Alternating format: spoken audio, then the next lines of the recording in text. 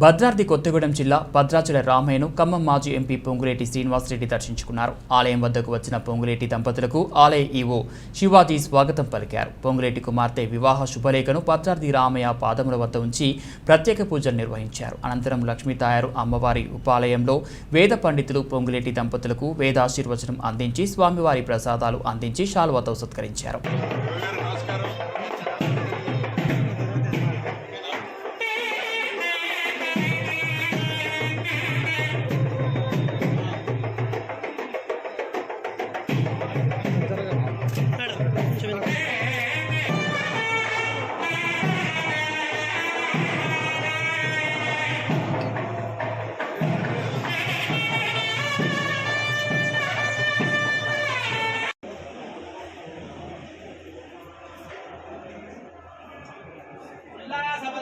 పాలిత సప్తలోకి నిర్వాహ కోడగిత నియమగడాక్షలీలా శ్రీరంగాన్ని వేయించేసి ఉంటారు.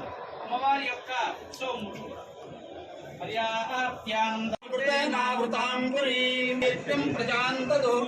భాగధేయేనైవైనం ప్రణయతి బ్రాహ్మణ ఆరుషేయముద్ధరేత్ బ్రాహ్మణో వై సర్వా దేవతాః సర్వాభిరేవైనం దేవతాభిరుద్ధరతి యావతీర్వై దేవతాస్తాః సర్వా వేదవిది బ్రాహ్మణే వసంతే.